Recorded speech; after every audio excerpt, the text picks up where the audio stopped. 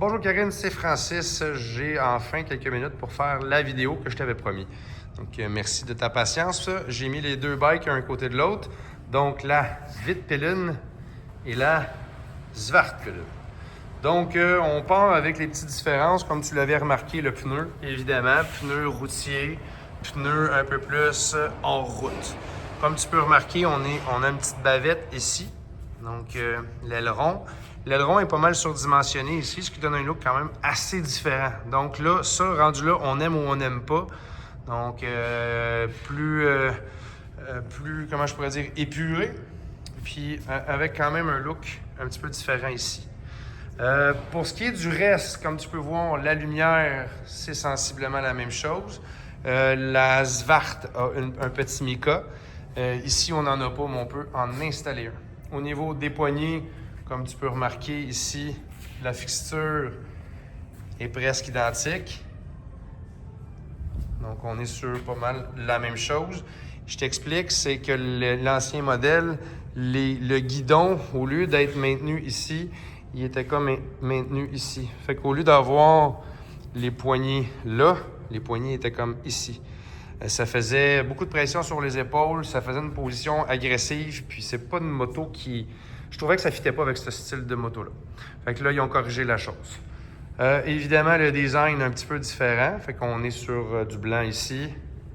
Pour ce qui est du reste, tu vois, muffler, etc., ça ici, c'est exactement la même chose. Là où on a une différence, c'est au niveau du banc. On est sur une texture un peu plus style Suède. Puis on est sur une texture ici un peu plus cuir. Ici, on a comme deux morceaux. Fait que le banc il est en deux. Puis ici, il y a un seul morceau. L'arrière, très semblable. Mais ici, on a un petit aileron supplémentaire. Donc c'est bien quand la personne en arrière peut se maintenir. Ici, on n'en a pas, mais il y a quand même, d'après moi, la possibilité d'en installer un. Donc voilà. Pneu arrière, bien évidemment, plus agressif, puis plus de route.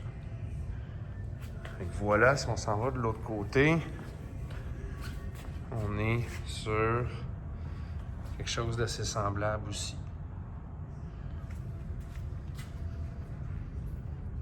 Fait que ça fait pas mal le tour des différences. Comme tu peux voir ici, là, c'est exactement la même chose. Petite protection ici supplémentaire. Pas de protection supplémentaire ici. Donc plus axé sur la route. Celle-ci, bon, on peut peut-être se gâter un petit peu plus. Parce que si jamais on punch, c'est pas la grosse kit plate, mais quand même, ça va venir protéger ton exhaust. Fait que j'espère que ça t'aide à faire ton choix. Je te cacherai pas que les deux sont très jolis. Mais moi, j'ai un petit penchant pour la Svart, qui est celle-ci. Alors, je t'envoie ça. Dis-moi ce que tu en penses et puis laquelle tu aimerais avoir.